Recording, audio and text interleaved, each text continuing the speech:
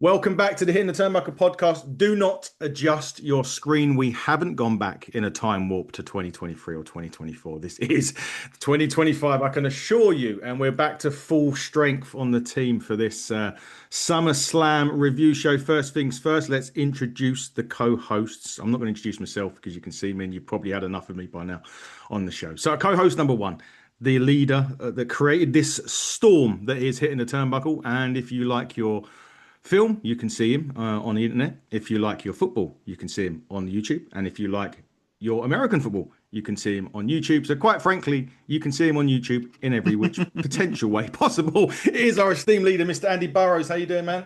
I'm good, mate. I'm good. Great to be back. It does feel like old times. This feels really good. To be back talking some wrestling.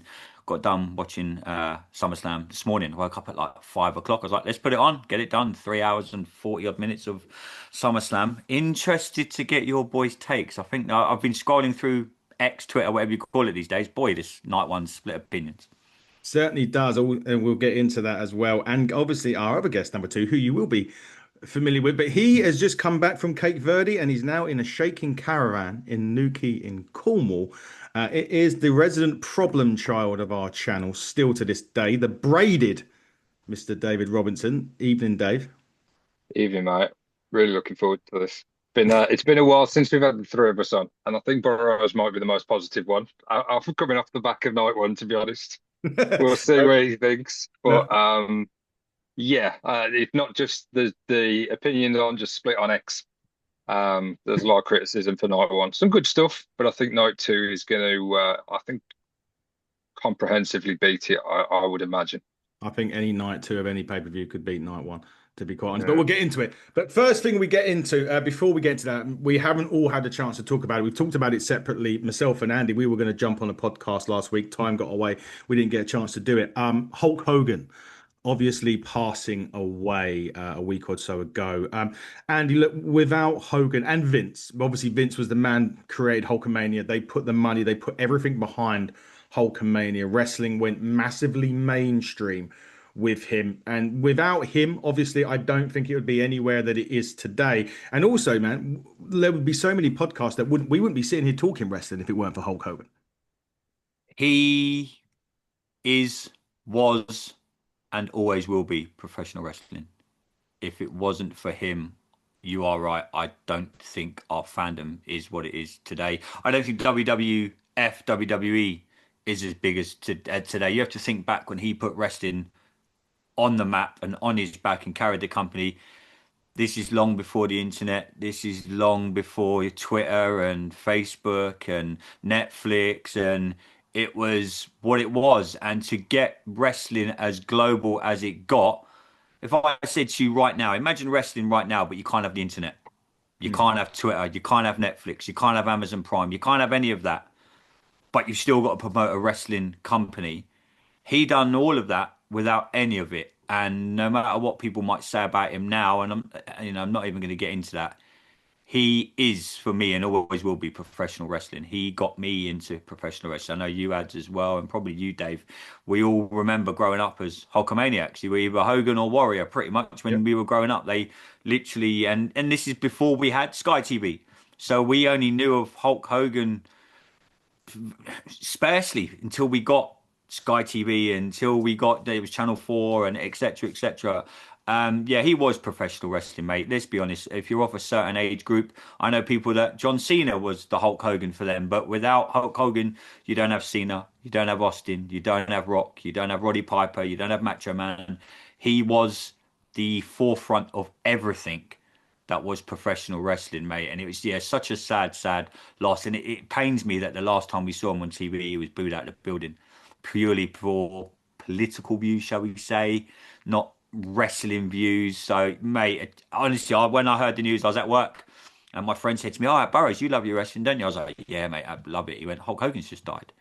And I just stopped in my tracks. And that's our childhood right there. You know, we all grew up Hulkamaniacs. I can't give a bigger um, shout out or I can't speak highly enough of the man. He got us all into professional wrestling, and it's such a shame that he's no longer with us, mate. Indeed. Dave, as a big WCW fan, I mean, Hogan not only transcended wrestling from WWF to WWE, he transcended to WCW, probably still the biggest, best heel turn of our generation, at least, or it's maybe even wrestling full stop, Dave. And from a WCW perspective, he was still, right now, you still see NWO merchandise being sold, whether it's black and white, red or black. You still see the Hulkamania shirts. He just, wherever he went, he just created that buzz, didn't he? Yeah, and Burroughs said it perfectly. Hogan was wrestling. He is wrestling to a degree. And like Andy, I don't want to touch on any of the negative stuff really. I just want to Yeah. focus on all the positive stuff. The impact that he's had on my life. Obviously, in the same week as Hulk passed, Ozzy Osbourne passed as well. Yeah. I'm a big rock and metal fan. So it's a real double blow. Really hit me quite hard, to be honest. Because yeah, as you said before, Ad, we don't know these guys. We watch them from afar, but you feel like you know them because you invest so much time in the product and these personalities. Um, Growing up as a young kid, like I was born in the mid 80s. I got into wrestling later on in the 90s, but I was always aware of Hulk Hogan, even though I wasn't like a big WWF. Cause I was a kid, it was a little bit before I got into wrestling, but I knew everyone knew who Hulk Hogan was. I had Mm. Hulk Hogan action figures and I didn't even watch wrestling at the time. When I really got into wrestling, as I've discussed at length, is the WCW Yeah. stuff, and yeah, that heel turn, the NWO, and then even his run in WWE, it was still I don't know if it was WF or WWE at the time when he had the match with The Rock. That WWE. Yeah. yeah, they changed over, yeah, WrestleMania uh, 17, wasn't it? Mhm. yeah. Were you I there mean for that, that? No, No. no, 21 was my first. Oh, He okay. was there. yeah, He come out with Yeah. Mohammed that Hassan with a Eugene Oh, segment. done the save, didn't he? Yeah, the Yeah. music hit. that was epic as well. I know it was can't compare to his original Hulkamania run, but that was still Mm. really good, still a lot of fun. I Without remember him, watching him Dave, you in don't have cinema. WCW, do you? Yeah, I know you No, obviously without him, without that heel turn. Imagine if you didn't have the NW. Without him, WCW doesn't win for as long as it does on the Monday Night Wars. absolutely, yeah, he was absolutely pivotal in the NWO, in the Monday Night Wars, in so much stuff that we've enjoyed over the years, and like I'd said, still enjoying to this day. Still got up to date NWO shirts, and you see them at every audience, at every wrestling show around the world. So he will be hugely missed. Really gutted that we never, and maybe it would have never happened, but I always had this pipe dream that perhaps we'd get him on the podcast one day. Um, but You know, really, we need Yeah, to win the yeah, lottery. I think I've still got the email somewhere from the inquiry, mate. yeah. I remember there was an inquiry and it was slightly out of our budget. Yeah, But Lightly. yeah, it was that slightly out of Alan Sugar's budget as well. yeah. But very, very sad day. And I'm really it was really nice that he's got the tributes that he Mm. deserved. And yeah, he'll be missed. And yeah, he was wrestling. Like you said, Andy. I agree absolutely 100% with you. Mm. He's still got one of those theme musics as well, regardless of which one, whether it's Jimi Hendrix or whether it's Real American, or even his old WCW theme. I know it didn't happen when he last showed up, obviously, but one of those ones, instant pop. Like those Oh, Undertaker, mate, Austin. yeah. When you'd hear that music bang of the Real American come in or Jimi Hendrix, Yeah, bomb. I like the slow build one. It's I am. Yeah, the one. I Yeah, love that. The build. That's my favorite. yeah. Yeah. That even now I've just been scrolling through the last weeks or so on TikTok or wherever you are, and people are just sharing old videos of him, like you mentioned, as the his sand save. He had so many great. When he come back to the WWE on the Monday Night Raw, and he got the 18-minute standing ovation. I watched all of that and he didn't say a word. He just kept tapping the mic and you could see that he was emotionally. And you think from where they were then to where they are now. And that's the only thing that gripes me is the last time we saw him on WWE TV, he was booed out the building and it wasn't for wrestling reasons. But I'm purely going to remember him. He will always be wrestling to me. He'll always be my hero. He gave us this, what we're doing right now. Indeed, he did. He will be missed for sure. Right, let's get into SummerSlam Night One, shall we? Opening the show, Roman Reigns, Jey Uso, Braun Breaker, Bronson Reed. Dave, we'll come to you first. Look, win victory for Roman and Jey. We were talking just before we come on here, and you were obviously we'll get into what happened at the end of SummerSlam at the end, but we're sort of saying here, Roman's literally going either now or maybe Monday he'll be on Raw and he'll probably get beaten up and he's out till Survivor Series now. He's filming Street Fighter. I think that's the film that he's next in. Andy, you'll probably be reviewing that on Completing It Pod when We will, mate. Yeah, we were when it talking. comes out. We were chatting about it the other day. Actually, funny enough. But Dave, this one, was you surprised that Roman and Jay actually went over on this? Do you think the momentum would have been better if Bronson and Braun Breaker had gone over, considering what happens at the end, obviously? Yeah, exactly that, mate. And we'll get to that. But yeah, given how the card finished, I really thought it was an ideal opportunity for Bronson and Braun to get the big victory. I understand what you're saying about perhaps they get that moment on Raw, but I think standing at the end of SummerSlam Night One as a unit that have all, won essentially would have been a little bit more powerful. I don't really think Roman and Jay needed the win. I think there was a way of doing it that you kind of passing the torch to a degree, and yeah, just giving that faction a little bit more. That you don't want to just like look like Seth's lackeys. You want it to be more of an evolution feel where these are the guys for the future, not just like J&J security type characters, just there as extras. So I was a little bit disappointed. I thought the match was all right, Mm. but the outcome I wasn't particularly happy about. Andy, give us your thoughts on the match as well. But I wanted to ask you another question. Hmm. We were excited 3 or 4 years ago for the potential Rock and Roman match that never really happened. Rock's filming, then they pivoted and what have you and what have you. Is the lure still there now for if the Rock and Roman had a stare off? Would that still be a marquee match? Considering when we was looking at it, Roman's this unstoppable tribal chief. He's everything. Rock wasn't even the final boss at that point, but you felt as if the match it would make sense. Roman's trying to be the tribal chief, head of the table. Rock saying he's the head of the table. Is that match nowadays still got that allure that everyone would be like gasping to see? Probably not as much now. I don't think it's kind of Mayweather Pacquiao for me. We got that 4 or 5 years too late when we wanted them in their prime, and I get boxing and wrestling, two different things. But you know, Got that on them. yeah, I think.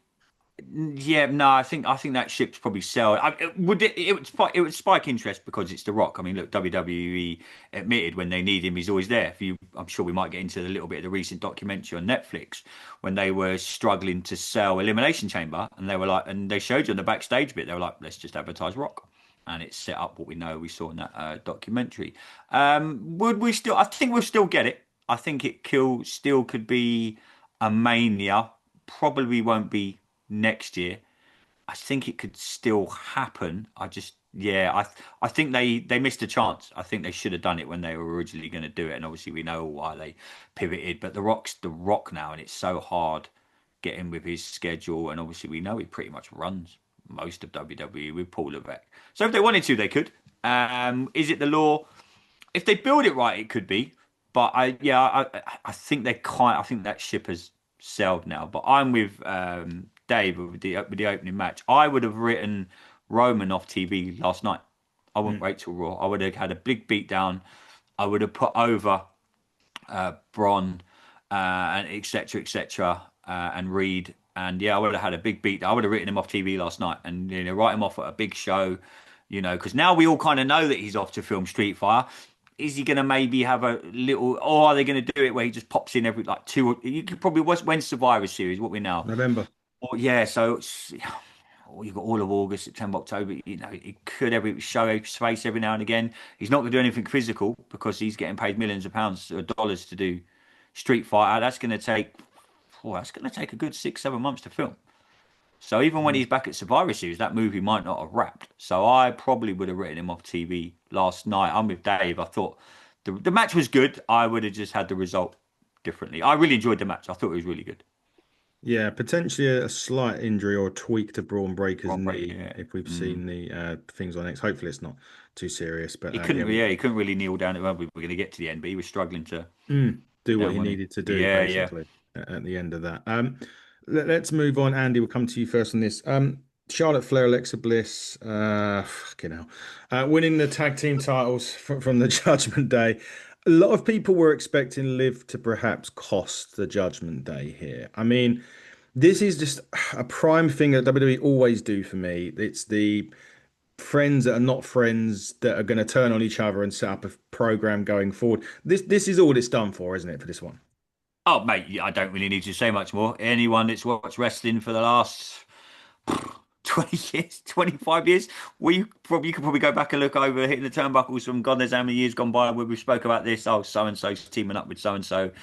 They're probably going to turn on each other by Survivor Series one-on-one match. They'll lose the tag team titles, probably clash at Paris or wherever they're going to Tokyo in October, and it'll be done by the time Survivor Series gets here. Maybe they might long it out to the Rumble, but yeah, it's the classic. Let's put them together. Let's give them the titles. They'll have some good matches. Alexa Bliss will cost Charlotte. They'll cost them the belts, and they'll have a one-on-one match at Survivor Series. Seen it 1,000 times. Yeah, I wasn't really. It was a good match. It was okay. It's always good when I get to see Charlotte Flair wrestle, but yeah, didn't really pique my interest. It was okay. I'm with you, Ads. I was just like, well, I know what they're doing here. They've done this thousands of times. They're just setting them up, and they'll probably turn on each other in about a month's time, and we'll have a singles match. Done. Yeah. Indeed, they did tease that a little bit at the end when The punch, Alexa yeah. did, yeah, Alexa did punch Mm. her Charlotte in this match, and then looked like Charlotte was going to boot her, and then she ended up booting Raquel, and that set up the finish. Dave, Judgment Day. We've spoke myself, Andy. We've all spoke about Judgment. Is hmm it becoming to a point now where they've got to? I don't say break them up, but for me, it's just the same old shit with Judgment Day over and over again. Is it getting to a point now, Dave, where they're going to have to think about what they're going to do with this going forward? I think so, creatively, because you say it's a bit stagnant, a bit stale now. I actually didn't mind this match and the result of the match. I think Alexa and Charlotte have got this over to a degree. I Mm. don't think they necessarily expected it to be as popular, but I do think it has garnered some decent interest in the women's tag division, which hasn't, as good as women's wrestling's been at times in the last few years across all companies. I don't think the women's tag division in WWE has been a strong point for them. So having Charlotte and Alexa with the belts, as you both said, inevitably we're going to get the one-on-one match. As and when that is, who knows? But I certainly think as champions, I'm more interested in these as champions than Judgment Day, and that's partly because of, like you said, at Judgment Day, really it's been a bit Yeah, directionlessness. that's it. You got Ness, it. ness. Yeah, yeah, yeah, yeah, yeah. But they've been injuries. The Carly O thing didn't sit right with me, to be honest. How he just disappeared.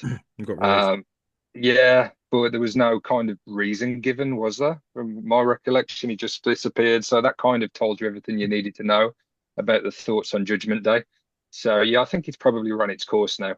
How that will play into Liv's return as and when she's ready, maybe they'll hold off till then, and tie it in with the Dom stuff. But yeah, I'm ready for all of these characters and all the members of Judgment Day to move on to something new now. I wonder if Dom Hefner will lose tonight, and Yeah. Dom perhaps Liv Hefner. cost Dom tonight instead. And maybe then because I think there's a thing going around of him kissing a masked woman, which looks like Roxanne. So I don't quite. I mean, he's the luckiest fucker on TV, this bloke, isn't he? Yeah. Jesus Christ! Like Rhea to Liv to Roxanne. I mean, gee, and he's got a wife at home, and Is she that his must. real wife? Yeah, as Yeah, well. yeah, he's got his real wife at home as well. And now we can say things like real wife at home thanks to Unreal as well. We can say things like that now because the Don't fucking get me curtain's been. started. Don't get me Yeah, started on that. we said before that. Get me We'll started move on that. on quickly to a match now that I think shows us the end of Karrion Cross in the WWE contract. I think is due up. Andy losing to Sami Zayn, and really it was a nothing match. He did get a good reaction. Cross, he got the "We Want Cross" chants at the post show where Triple H is sitting there. Is this a case of WWE royally fucking up what could possibly be a main event talent in Karrion Cross? Yeah, and I mean they always say that they listen to the audience. Well, not with him they haven't because he's going to go and he'll probably do great things at AEW. I'm going to guess because his WWE contract's up. And believe it or not, Dave, I have actually been watching AEW last week or so. I caught up on it, and I think he'll do great over there. I think he deserves the chance. WWE have definitely dropped the ball. I, I wish they had maybe turned Sammy heel. I think it would have been good. And yeah, they kind of teased it a little Yeah. bit with the metal pipe and Yeah. etc. etc. Yeah, they really dropped the ball here. They haven't listened to the audience. If you've only got to look at his reactions when he's been doing them interviews on Raw up in the rafters, and they've been doing them and the reactions he's getting, and when he wasn't on shows, all you can hear was his chants. And Paul Levesque says, "Oh, we listen to our audience." Well, offer him a new deal. Who knows? Something might happen after last night, and they might think, "Hang on a minute, we really can't let this guy go." But by all intents and purposes, I can see him. His contract's up, so he could easily be on AEW within weeks. Why Could not? be. He Yeah. hasn't got to wait. He hasn't got to wait the statutory, whatever it is, few months that No. you're not allowed to compete. He could. Not And those. what a pop it would be if he walked up on AEW next week. Yeah. Could do. He could well do. David did look like a goodbye. Sammy said it's over. Cross kind of nodded to him. There was a video that come out from a fan afterwards, which, we know when footballers leave, they do that, goodbye kind of thing. It was looking that way. Andy mentioned AEW there, which is a good shout. I mean, I don't know. Do you think that would he get in AEW and do as well as what he could do when you've looked at guys that have gone over there recently? You look at the likes of Ricochet. I mean, he's got over, but he's not reached any real heights any better than what he was doing in WWE. Um, Again, going back to the match at SummerSlam, I thought it was a bit strange. His entrance. They kind of did the reveal when they're actually in the ring and Scarlett moves out the way. Um, but it just seemed strange as he was walking to the ring. It looked very um like it was during a commercial break. There He's wasn't probably It's really. like used to a it, to be dark fair. match. It's like a dark match, Yeah, wasn't it? yeah, that's exactly what I thought. And I kind of got the feeling as the match went on that he was going to lose. And I did think this could well be the last time we see Karrion Kross in the WWE. I've listened to him at length in interviews, both fairly recently and also after he was released the first time. He always comes across really, really well. Um, he seems like he's the type of person you would want in the locker room. I remember him talking about the gimp mask stuff, and he wasn't really hating on it. He just said, this is what they wanted me to do, and this I tried to do it to the best of my ability. And he didn't seem disruptive in any way. He's clearly over. His merch is flying off the shelves. He's one of the top merchandise sellers of recent times, particularly with a Puppet Master t-shirt. So there's obviously some reason, whether it's financial, who knows? Maybe it's, there's him and his wife. So maybe, that come as a package. WWE just want to keep him, or I don't know. I got no idea. There must be something though, because you would think, to Andy's point, the audience are telling the WWE and Paul Levesque what they want, and for whatever reason, they're not giving it to them. As an AEW fan, I would be excited to see him over in we've gone from the days now of every WWE talent that got released ends up in AEW. It is very, they seem to have a spot for certain individuals, and I think Karrion Mm. Kross would be one of those. And I'm sure he would have a little bit more creative freedom as well, because I think he's a really good mind as well, given what he spoke about in interviews. So maybe that's why the WWE don't like him so much. Maybe he's too opinionated, Do you or know I what I don't know. think's helped AEW a little bit, Dave? His Yeah, WWE deal with TNA. yeah, yeah, yeah. So Because that's now okay. gone Yeah, are the days of going, oh, I've got this. Don't get me wrong, you've always got options. There's many a promotion, but let's talk the big three, shall we say?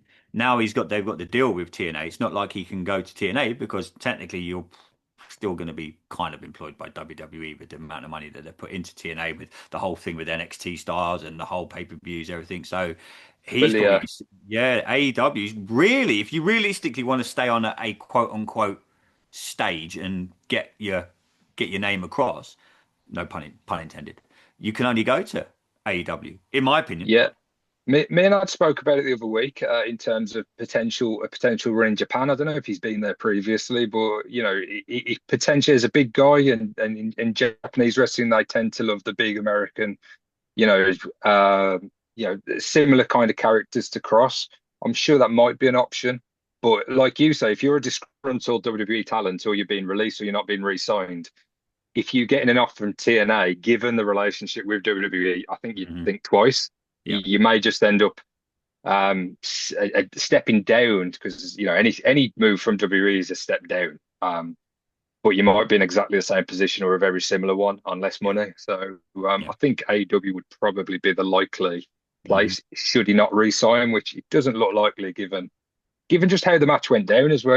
It was a perfect opportunity for me for Sammy not to use the lead pipe, but Mm. then that kind of indecision costs him the match. We've Yeah. seen that, many times, but for him to just disregard the pipe, pretty much hit was it a destroyer into the corner and a haluva kick? Yeah. Just Done, seemed yeah, finished. very, Mm. like you said, house show or yeah, Dark dark match, match. yeah. That Yeah, yeah. destroyer didn't look very good either, No, by the way. he No, missed the bloody missed the middle turnbuckle by a Yeah, missed mile. the middle turnbuckle. Yeah. The yeah. other side of it is Karrion Cross has expressed interest in becoming a producer. So that's, not necessarily Oh, if he doesn't want. we know what they do now. They just put that fucking documentary Yeah, out. yeah. They do everything. You can see all that. Just Do you don't know go what? over. Just really briefly, ads. That Mm. documentary ruined SummerSlam a little bit for me. Yeah, We all know about the wrestling business, and we all know scripted, written producers, match producers. All I had in my head while watching some of their matches this morning for me were people sitting backstage going, camera this, camera that, get to this, get to that, get to this. We all know it's how it's done. yeah. I genuinely don't think they needed to show us that. No.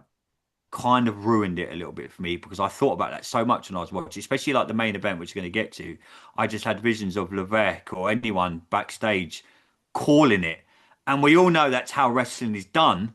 But for me, that's probably the one of the oldest last tradition that you could have in wrestling. Don't peel back that final curtain. And when they have now, even for me, as someone that understands the business and know how it's done, and I understand it's written, scripted, produced, etc., etc., that for me, that documentary really has tainted the way I watch wrestling. Mm. Oh I had yeah. to get that off my chest. No. I've literally had near enough the same conversation with Dave Yeah, before we started about Yeah, Unreal. it's just like that final element of doubt or that little bit of mystery yeah, or mistake. It's just I said to Ad before we started recording, and it's like finding out how the magician does the trick Yeah. completely. There's no Yeah. element of intrigue, and it's just a little bit too. I've heard that comment a lot, about yeah. it's a little bit too inside baseball. It's way too and you're seeing that they have these great matches, and then we all know they're coming back through the curtain and they're all friends, but there's some things you don't need to show us. We all know, like especially us three, we all understand the business, and everyone that watches this and listens to this understands the wrestling business. They didn't need to show us any of that. Don't get me wrong, it's split opinion across X, but I was watching SummerSlam last night, and all I could think of was Paul Levesque backstage, or the producers backstage, or so and so going, "Do this now, do that now," and I'm like, I know what wrestling is, guys. You didn't need to show me that, Mm. but Mm. No, exactly that. I echo those comments. But just looking at, there is an update on Braun Breaker. He was limping at a photo op today. He no. sat in a chair through the whole session. He's going to be evaluated at the moment. I don't believe anyone with knee injuries anymore. No, we'll get into that. Yeah, that's a good thing to get into. But before that, and Jesus, we are getting to the absolute dog shit now. Tiffany Stratton, Jade Cargill, Dave. Look, I said this before we was coming on air as well. Jade Cargill is finished for me in the WWE after this. She was an absolute fucking abortion in this match. Is probably the most nicest way I could call her in this match. The opportunity now, she's had this title opportunity. It was awkward as fuck for the majority of this. We said before we come on air, Dave, that the way that she was booked in AEW was for a reason, and it looks like the WWE have either done two things. Number one, just have thought that they could, she didn't really do a lot. She was in the Performance Center a while. There was that long time between we see her and she come in, Dave. But either they've done that and they've just totally, either underestimated it, or they're doing what they did with Goldberg and showing her to a weakness. But Dave, for me, we said it was nut cutting time before to both of you. Before I've said it's nut cutting time for Jade. She's fouled that final hurdle for me on this one. Yeah, it certainly looks like she's been kind of exposed, unfortunately. That she's been given every kind of opportunity. But I think they've totally lost faith in her. If she drops back down to NXT now, I'm not so sure that I'm not so sure that that's a good idea, to be honest. No. I don't know what they do with her. I mean, what she did have in AEW is alongside the way she was booked, she also had Bryan Danielson, that she was training with a lot.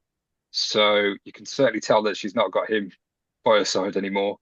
It's a shame, really, but as soon as that 3 count went down and Tiffany won, I was like, that's it for Jade now. Certainly for the time being or the foreseeable future. Whether she can kind of come back from it, I'm not so sure, mate. I'm not so sure. And is this a case of the looks one thing, but to have the ability is another? And she's not saying she doesn't have ability because she's probably far better than what we are, but in terms of what she's coming up against, even in AEW, she never really had the she never really got in the ring with their Mm, best. It was hmm always the undercard. And then when she did get to a point, I can't remember who beat her first. Was it Ruby Soho, Dave? I can't quite remember who beat her first in AEW. But she never Statlander, reached, I think. oh, maybe it's Statlander, but she never got to wrestle the best. And it does take two to tango. And the best that SmackDown had at that time was Tiffany Stratton. But is it getting to a point with her that perhaps she is just an attraction more than anything else? Yeah, I mean, I think you hit the nail on the head. I mean, first of all, the match, if that was a tryout match, it was like a tryout match, you'd shake her hand and say, nah, not for us.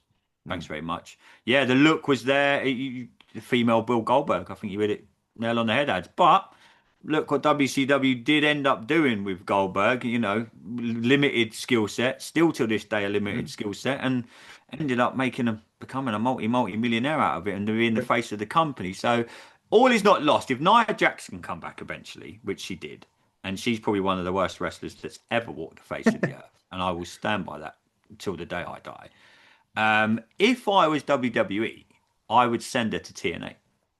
Oh, interesting. Okay. Ratings will that will help the ratings. I mean, TNA's ratings are reasonably good now. Reasonably good. I would personally send her to TNA, get her involved in some sort of tag team faction, something where she isn't expected to carry a match or be like a star attraction.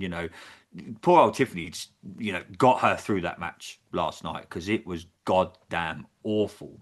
So do you either cut your losses, which will probably cost them a little bit of money, or do you send her to a TNA like Dave says, NXT? You could do both, TNA and NXT. We know what's going on there right now. So why not get her down there and say to her, like, look, you've got till the end of the year. Let's show us every day you need to be in the performance center. Every day, like when we need you on TV, we'll give you every now and again, you'll have a drop where you'll be doing a promo.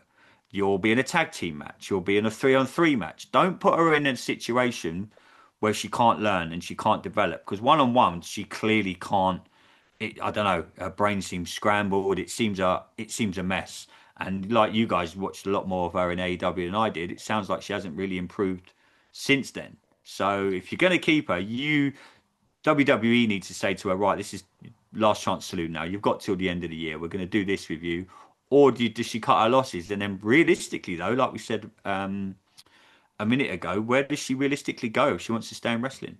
Because there's only one place she can go, and I don't know if AEW would welcome her back with open arms. It No. might be a good thing for a month or two. It'll be like, oh my God, she's back in AEW. That novelty will soon wear off. You mentioned Ricochet earlier, ads. Mm. That novelty wore off in about 2 weeks. He's jobbing in AEW like he was jobbing in WWE. Do you risk putting Jade Cargill back in the company where she'll be there for a couple of weeks and it'll be all the hype and it'll be good, and then it'll just be they'll see her wrestle and they'll be like, oh, hang on a minute, we've made a boo boo here. Mm. Realistically, where does she go? She could go around the Indies for a bit. She could go and do comic cons. That's the way she's going. It was awful, mate. I had a terrible match. I think there was a time probably 10 years ago where she would have been absolutely fine. Well, I mean, we've had some pretty bad wrestlers over the years. I Hmm think of the likes of Great Khali and people that Jade Cargill has got much more talent and belongs in a wrestling ring a lot more than some of the people we've seen. But the standard of women's wrestling is so much better now, and they get so much more time. So if she has got weaknesses, they're going to be found out pretty quickly, as we've found with this singles run. When she was with Bianca and Naomi, some of those weaknesses were hidden a little bit, but you put her in that prominent position and you want her to be your headliner, your face of the women's division. She, compared to some of the other talent they've got there, I mean, the likes of Julia, the likes of Stephanie Vacour, it's night and day in terms of ability in the ring. She's got the look, she's got the presence, she's got the presentation. But if she can't have a good match every now and again at like a SummerSlam or WrestleMania, she's just not going to cut it long term. No, Mm. she won't be. Speaking of the women, Rhea Ripley, Io Sky kicks off night 2. So we're going to get at least see a decent women's match tonight, if anything. Mhm. Um, it's going to get better now, folks. Drew McIntyre, Logan Paul. Oh, you're gonna hate me. Don't even go. Don't. You are gonna hate me.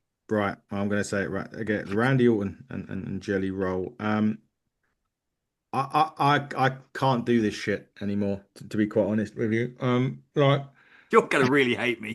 I probably know where you're going with it. But look, I don't give a fuck about Jelly Belly, Jelly Roll, whatever the fuck his name is. I don't give a shit about Travis Scott. I couldn't give a fuck that Cardi B was hosting this event. I'm sick and tired of people going through fucking hot wings tables and Slim Jim ladders. If you go back to when we done a podcast, Andy, 18 months ago, and I said Drew McIntyre was getting whipped into the pedigree chum fucking steel You steps. weren't far off, mate. This is where we're going with and if Mm. this is wrestling now, when I get some dude that fuck me, my son could probably wrestle better than he could, to getting in this fucking ring and trying to do something against 50,000 people just because he's got Grammy award winning fucking song. If this is wrestling now, I don't want any part of it. But this is also why, Andy, I'm so glad that there is options out there to watch other programs, because you're probably going to say you enjoyed it and you liked it. And for the majority of part, I wasn't too bothered with it. But I'm just sick of this shit of people coming in wrestling that have no business being in a fucking wrestling ring. I absolutely loved it. Sorry, I really enjoyed it. I could tell he'd put in the work. I could tell he had been in the performance center. The bumps he took. He's probably done more than a lot of celebrities that I've seen coming. You could tell he had put in the work for. I'm really sorry. I was dreading this getting to this match because I really, really enjoyed it. I thought he was tremendous for a geezer that's lost a hell of a lot of weight. The move off the top rope. I know McIntyre took most of it. Some of the stuff he'd done in the ring, you could tell where he was literally laying sometimes like that, and they had called his spots to him. But I had zero issues with this match. They changed the end. The end only got changed Yes. like 20 minutes before Yes. they went out under the curtain. I'm glad the end was the end because he couldn't have won. Oh Jesus Christ! If he had won, then yeah, that would have been really bad. But as the match and Jelly Roll and everything he's been doing on SmackDown, I fucking love him. I think he's really good. I'm really sorry. I know that's like, I've got, I'm so sorry. I had no issues with it. I get I'm not one for that. Yeah, I get you where you're saying, but the whole advertising and stuff like that. But I've seen far, far worse, so we say, celebrities come in and not take the bumps he's done. And he had clearly put in the work. That was for me. And anyone that steps in between the ropes and done what he done last night, I'm thinking he's actually taking actual bumps. He's doing actual wrestling moves. He's, getting chucked over a table. He's getting Paul jump off the top rope and literally squashing for a table.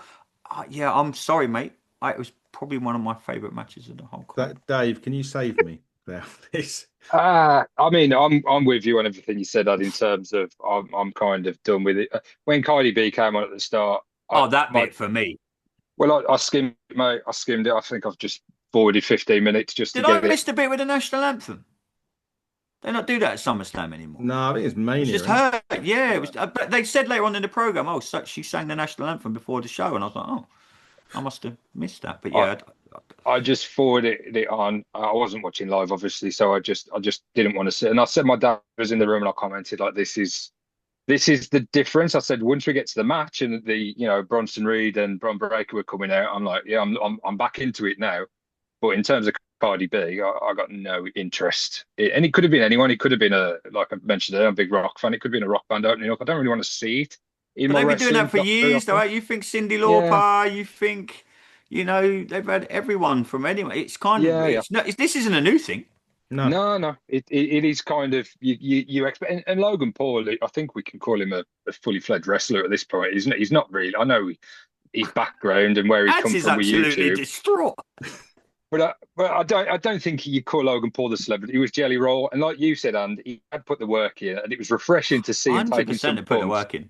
And he was the one that took the pin, which I thought was a nice change as well, because a few years ago he'd have hit some kind of splash and he'd have got the pin over Drew McIntyre or something, which Well, that I was the think. goal at the end until they changed it 20 Yeah. minutes before the Well, start of the show. I'm glad they saw sense and tweaked it, and we got I was the outcome reading that we today, did. they're not done with him either.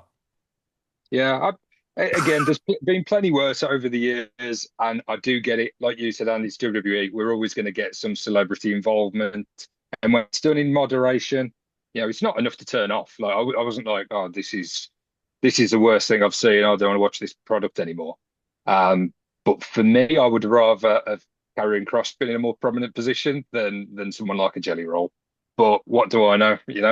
Um, when you look at the social media engagement and the eyes that it got to the product, maybe that was a massive, massive plus for the company. And, it was a commercial success. So, but for me, didn't really enjoy. I liked the way it was booked in terms of I liked that Jelly Roll was the one that took the beat down rather than he come in and made the save.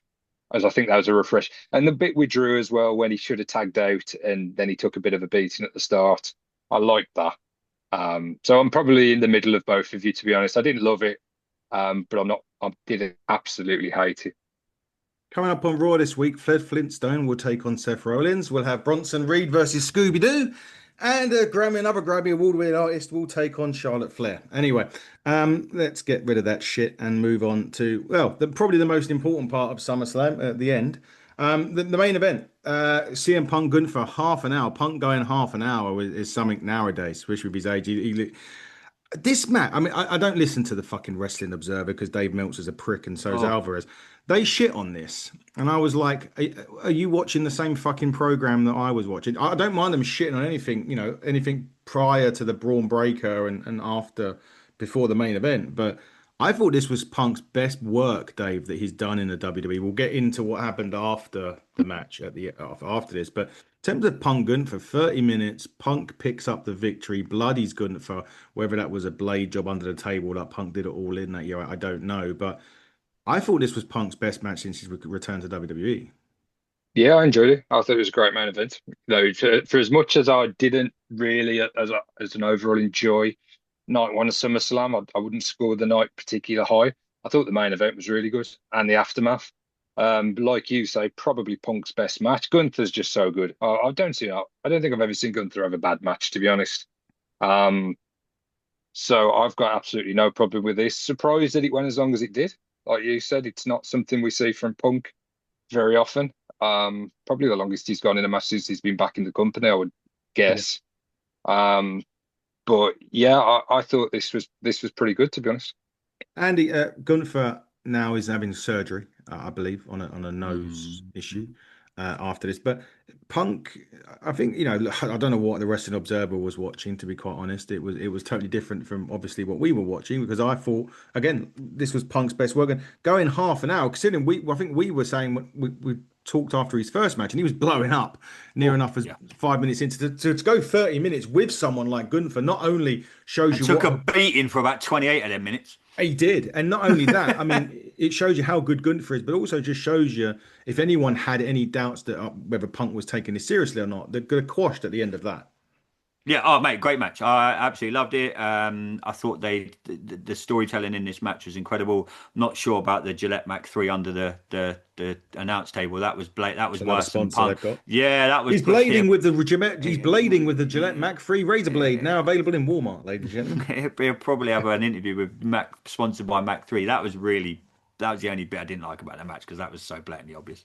But yeah, I absolutely loved the match. I thought, yeah, I'm with you and Dave. I thought it was Punk's best work since he's come back to the company and proved that he can still hang it with the best of them. And Gunter is probably in the top three in the whole company right now. Obviously, he's going to be missing for a little while, so they have to shift the belt. But they always wanted to get to Seth and Punk, and obviously the rumors were circulating that it was a work with Seth's knee, but I thought they'd done it perfectly. They had him doing TikToks with his own daughter on crutches.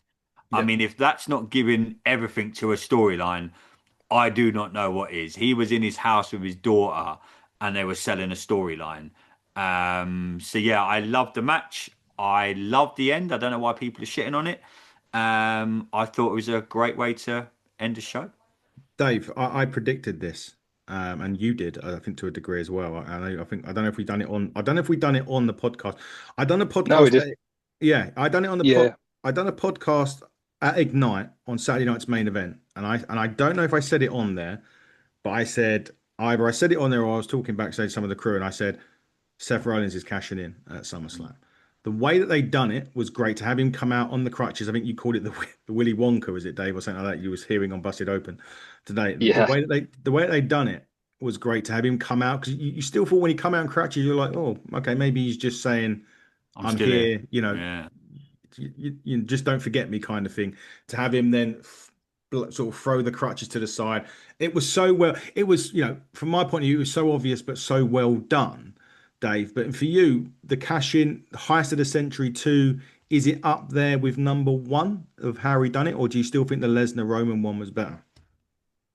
I think the Lesnar one was probably better still, just because it was the first time. It's very difficult to kind of replicate. But I think it's not far off. It's one of the better cash-ins, definitely. We spoke about it, and I was absolutely adamant that it was a work. So I was kind of expecting it to a degree, but that's not a criticism because, as you say, they did it so well. I Yeah. was thoroughly entertained by it. I thought that little tease with Seth on the crutches and how he pushed them to the side, I thought that was great. I think the fact that Punk won and how he was selling the win and how emotional he seemed to get to have it stripped away leads to another match with Punk and Seth, but with higher stakes down the line. So yeah, I've got no problem with it. My only problem, going back to what we said at the very start, is the fact that his kind of comrades in that faction who still don't have a name, do they? The Vision. Um, oh, the Vision, they are. Okay. So they're there and they're kind of, if they'd have won as well, I just think that's just so much more powerful. To have them all standing there victorious at the end of the night.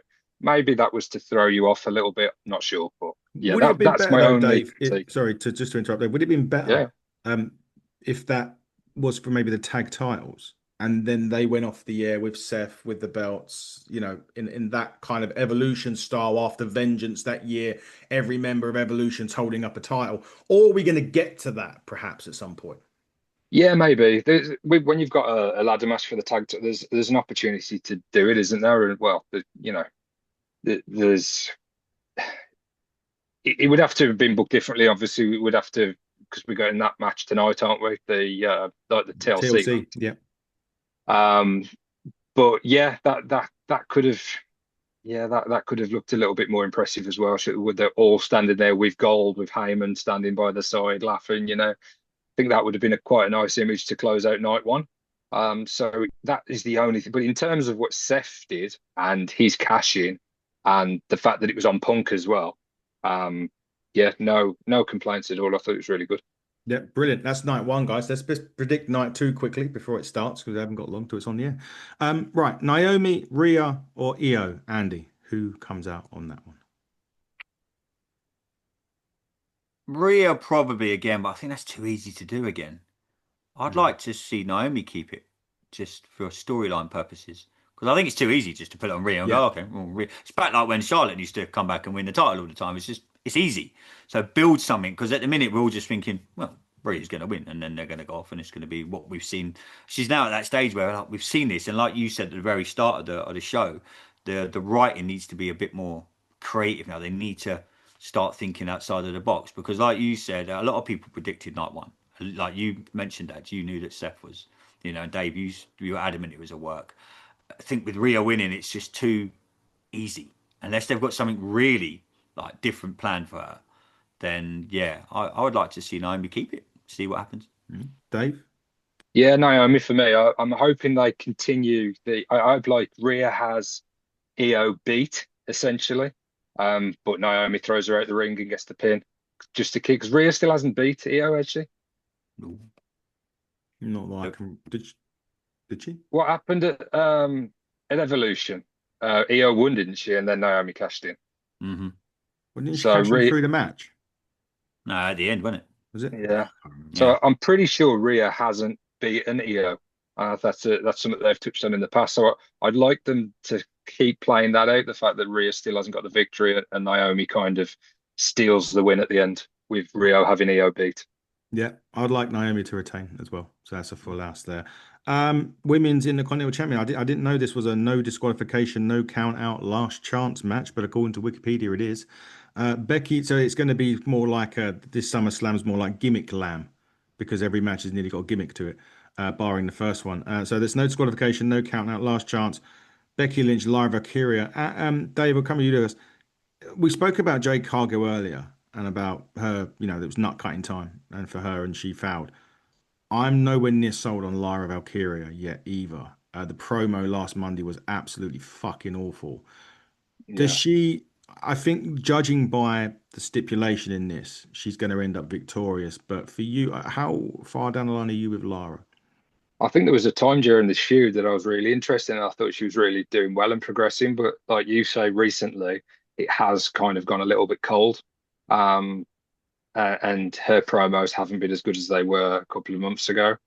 So I think you're right. I think she's probably going to win. Because if she doesn't, just like we said about Jade, perhaps WWE have lost that faith in her. I think she might be in the same position if Becky walks out as the winner in this one.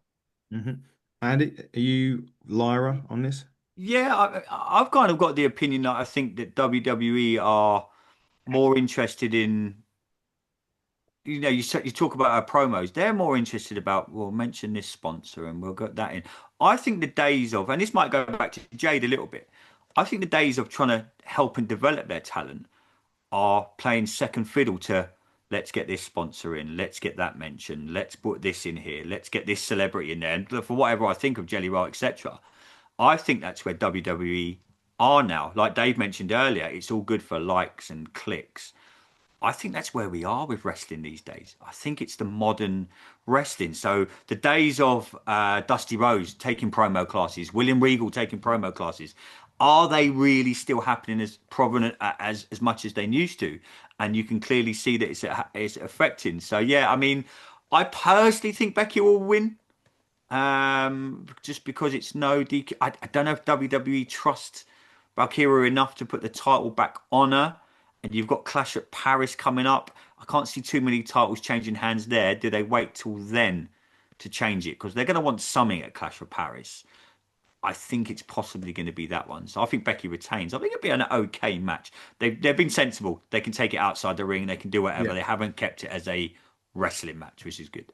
Yeah, I think Lyra unfortunately wins this for me. I'm nowhere near sold on her though. I mean, Yeah. listen, I'm a fan. I've never fucking graced a WWE ring, so not inside there, so I can't really talk about it. But yeah, I'm far from sold. But I think as its last chance match for me, it's Yeah. written really for the face to win. Match I am one of the matches I am really looking forward to next. Andy, I'll come to you first. Solo and Jacob Steel Cage. Oh, yes. For the United States Championship, I'm hitting it. I'm going straight for Jacob Fatu to win this. There is few rumors around that Zilla Fatu might be coming in. I He was heard in that. Yeah. TNA. He was done at Slammiversary. Mm. Had a dark match with Enzo Amore, funnily enough. That was Wow. part of it. Do you see Jacob walking out or climbing the cage, or do you even see that Superfly snooker spot, perhaps I at think the you hit top the of the nail on the cage head, stand? mate. I think we're going to get that. I think we're going to get the Superfly homage, shall we say. And yeah, and I think he wins. I think it's going to be a great match. I think, yeah, there's still this whole. I, I'm kind of pissed off with this whole where are we doing Bloodline. It's not even Bloodline 2.0 now. What are we on? 4.0 or whatever the fuck it is. Something like that. It's kind of like they're hanging on by, me and you said months and months ago, ads, what they're going to do with this Bloodline story when the Bloodline finishes. And it's kind of like, do you remember back in the day when the NWO had about 27 members? Yeah. And it was like someone from catering had like a Wolfpack shirt on and things like that. WWE are hanging on by a thread with this bloodline thing. And I think you're going to see more developments tonight. I think it'll probably be the match of the night. Yeah, I think so. I think it's going to be I think it's going to be up there. Dave, are you rounding off the free? Is it going to be a full house for this one? Jacob Fatu for the win? I'm really torn on this because I definitely think Jacob's got the potential to be pushed up higher up the card, particularly with Gunther being off as well. So maybe if Solo retains, Jacob is still elevated in defeat somehow. Not sure. I've enjoyed Solo, to be honest. I think this is a lot better. The stuff that he's been doing recently is a lot better than the stuff he was doing, probably 6 months ago, 8 months ago. Um, so yeah, you're going to push me for a decision. Yeah. I'll go Solo. I'll go Solo. just Not to a be full different. house. They're not a full house. Dominic Mysterio, AJ Styles, Dave next. Dominic done every trick in the book not to defend the title against AJ recently. Doctor's notes and whatever, but we know injuries in wrestling are not non-existent nowadays with the Seth Rollins stuff. I'm a bit torn on this one. Part of me thinks Styles one last run as Intercontinental Champion. Part of me thinks perhaps Liv comes back and well, actually, part of me thinks this is where Finn actually cost Dominic the Intercontinental Championship, and but also part of me thinks Liv could come back and help him retain the championship here. Yeah, you got a few interesting factors like with Finn and AJ's past, and you got Liv as well. I'm not sure how far Liv off he's off a return. She's Um, in New York, if that makes any difference right now. is she? Mhm. Okay, so that would suggest she might have some involvement. Um, I'm not sure. I'd like to see AJ win because it seems to be he still gets a lot of decent, you know, um, premium live event matches, but I don't recall him winning too many. Um, but my gut feeling is that Dom is going to retain somehow. So I'll go Dom. Dom, Andy, where are you sitting on this? Dom as well, mate. Yep. I think he retains. Yeah. To be honest, I haven't been overly interested in this storyline. It's all right. For me personally, I would send AJ back to TNA and put the belt on him. Well, he was at Slammiversary. They cut Yeah. something that was going to happen. WWE changed their mind and didn't allow Yeah, him to do I it. would 100%. Again, if you're wanting to, they don't need, well, not that they need numbers now because it's getting more eyes on it than a lot of wrestling promotions. Yeah, I'd send him back to TNA. If you're going to have his one last run, it's only right that he has it in TNA, in my opinion, because he is a TNA guy. But yeah, I think Dom retains and then they go off in a new direction with him. I haven't really been that invested in this But storyline, if I'm Dominic honest. Mysterio could win the Triple R Championship or something as well, coming Ah, up in true. a couple of Yes. weeks. They're going Couple to of be it. Yes, doing a on YouTube, isn't it? Triple R Mania on the YouTube show, Yeah. which means you're getting that break every 30 seconds. Oh, That's about right, isn't it? I am not But watching that. I'm not watching that either, just for that reason. Tables, ladders, and chairs, Andy. Next, Wyatt six defending against. Here we go. Andrade, Ray Phoenix, DIY, Fraxium, Motor City Machine Guns, and the Profits again. Is this? We only saw one recently, if right. Am I right? There was one on SmackDown, right? Like the Yeah, day about after three Mania. weeks ago. Yeah, I want to say. Maybe Oh, yeah, it was three or only four about three weeks weeks ago. ago. Yeah, it Yeah, wasn't long ago. weren't long ago that there was a TLC match.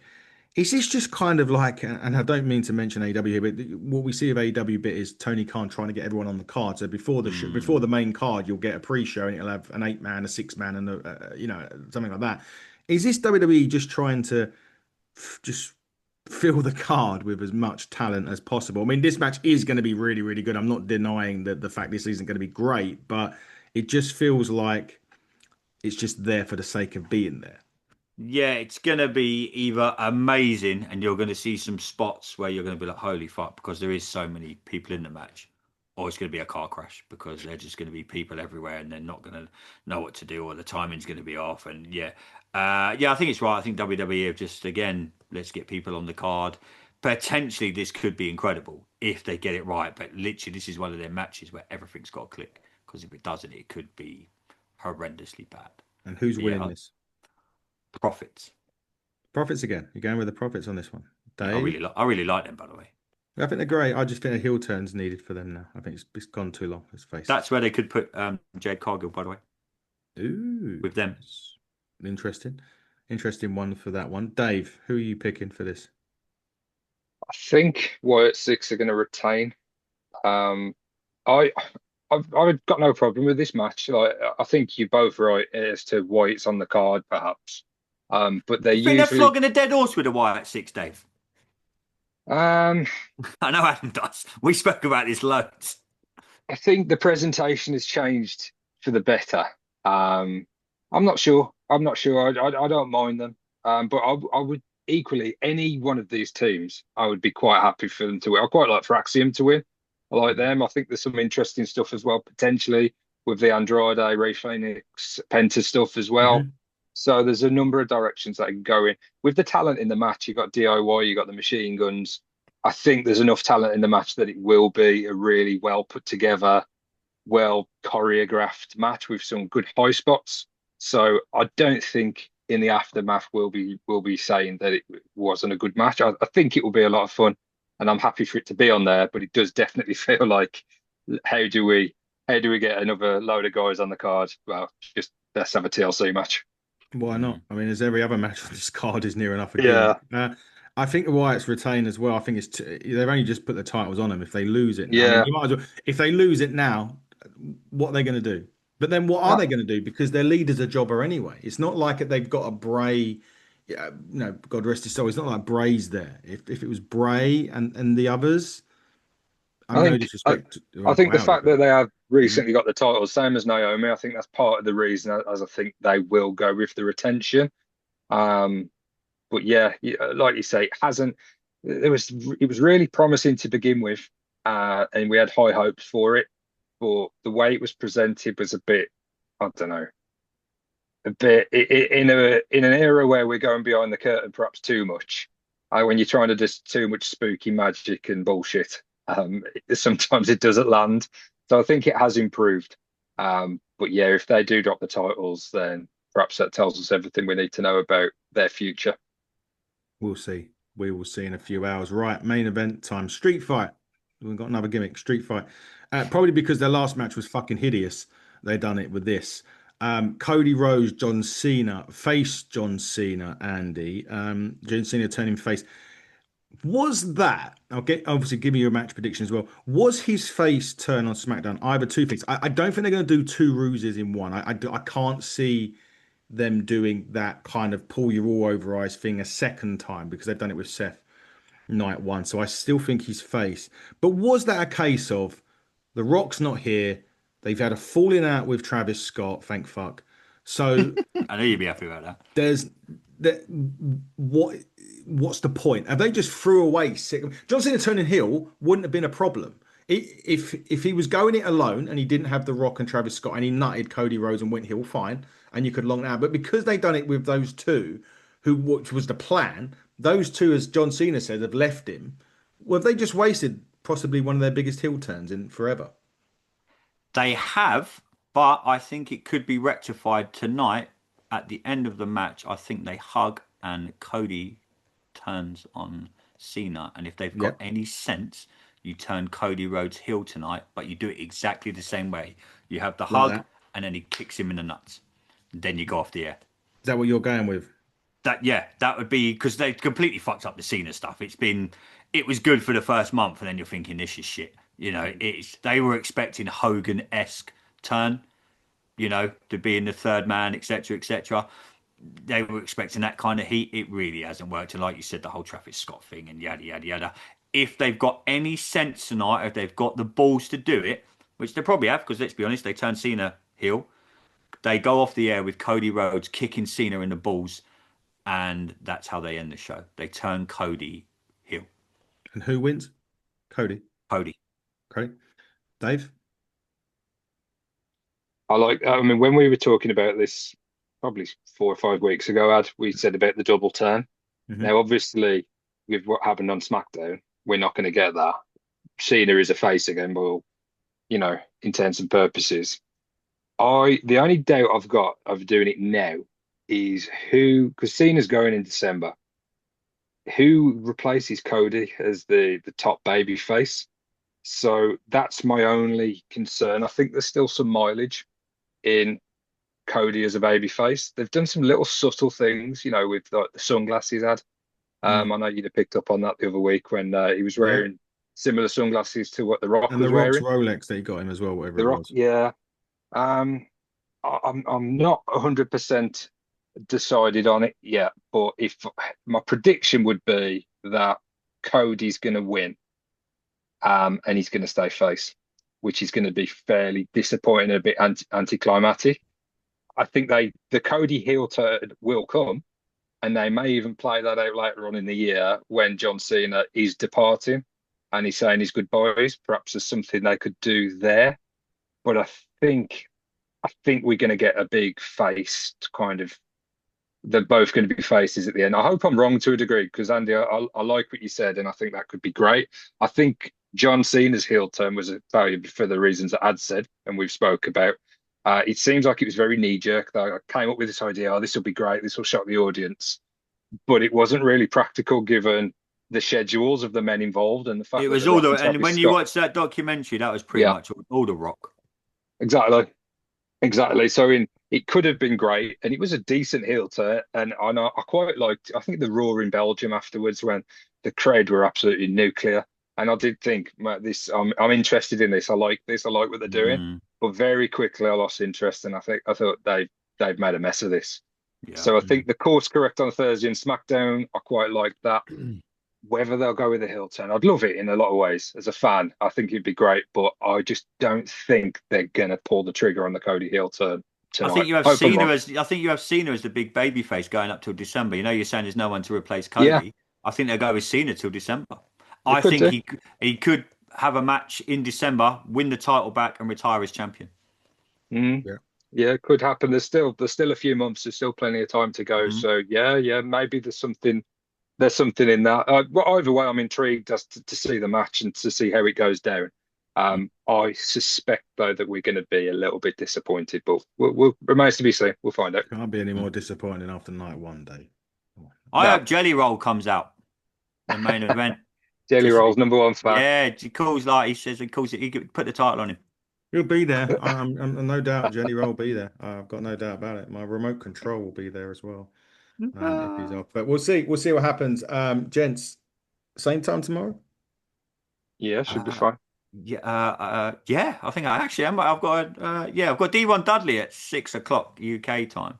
But it'd be interesting to see what he says Eight, about. you got us at 8 now, by the sounds Yeah, of it. yeah. I think I actually genuinely think I think I'm around tomorrow. Yeah, could be cool. Cool. Well, speaking of interviews, Dave, Thursday, we're going to be recording with Brian Cage, head of Forbidden Door. So that'll Right, be interesting, right. although he's not going to be there. But Dave, we've said I'm going to teach him Cockney rhyming slang, Oh and fuck you're yeah. going to teach him some Midlands I'll gumph. teach him some Black Country. Country, yes. So it'll be Black interesting to see Country. what he sounds like at the end of that to go. But guys, we'll be back tomorrow. So you can follow us, HTT Buckle on X, HTT Buckle on YouTube, Hit the Turnbuckle podcast, all other social media networks. Hit the Completed It pod as Andy's there. He's Dunstable pod, he fucking Commanders pod, any other pod that he does. Dave, you've got nothing really. So anyway, for the Kellogg's Crunching Up Cornflakes Hit in the Turnbuckle podcast, we'll see you tomorrow. Until then, everybody, buckle down, stay safe. Goodbye.